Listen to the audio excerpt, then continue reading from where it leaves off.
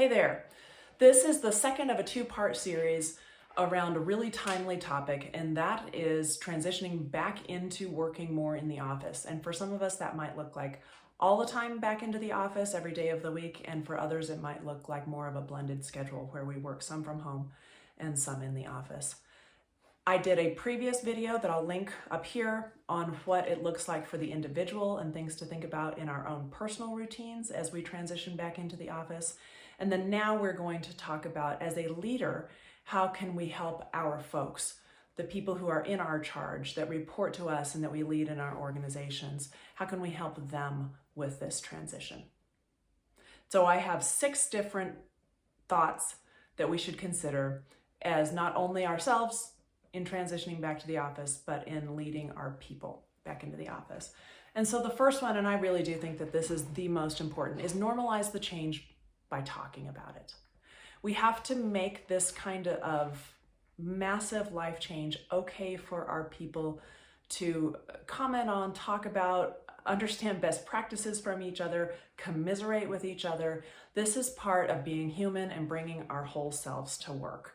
And so as a leader, we can normalize by asking people how it's going, asking people what's going well, what isn't going well. And then number 2, the next one, is sharing our own struggles. We are human and we're going through this at the same time that our people are.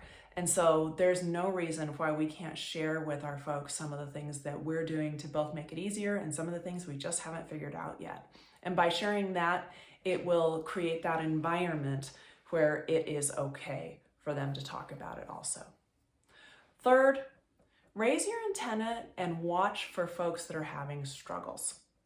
This is a time when we need to be particularly attentive as leaders to understand the warning signs of our team members who might really be having a challenge with this big life change.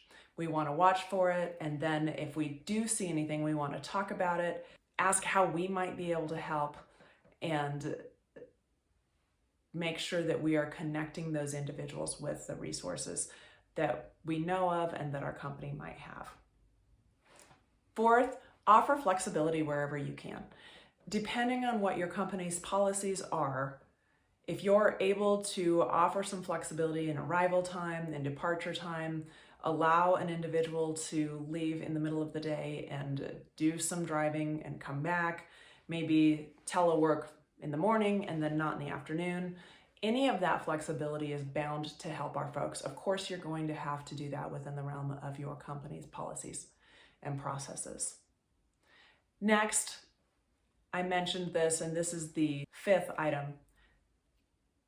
Do refresh your knowledge of what your company's resources are and remind your team members. Know how to get to them, know what the web links are, know maybe a personal contact. If you have an employee assistance program, if you have a health program, any of those wonderful things that so many of our companies are now making available to us these days could be really, really helpful for our team members during this time. And then finally, consider creating new team practices. We are not going back to the same world in the office that we left a year ago. We're going back to a blended environment. We're going back with team members that have rediscovered new priorities in their lives, who have a whole set of wonderful things that they're managing in their personal lives and challenges that they're managing in their personal lives. And we need to adapt our team processes around that. And so that might be creating team norms around using cameras for your Skype meetings or for your Zoom meetings or your WebEx meetings. It could be making sure that anytime a meeting is scheduled with team members, you always make sure that there is a virtual option for the people that are off site during that meeting. It might be making it really clear what your expectations are as the leader for when people will be coming into the office.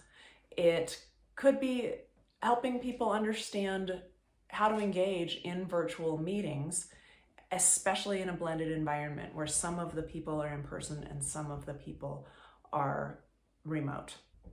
Lots of different thinking there, and we can do a whole video on what those team practices might look like. But for this one, I just want you all to think about, it'll be important to reevaluate our own team expectations and team norms to be able to update our practices and what works for this new environment. So those are the 6 things that I recommend that we consider as leaders to help our teams transition back into the office environment from this crazy year that we've had. I hope that helps and that you all have a great day. Thanks.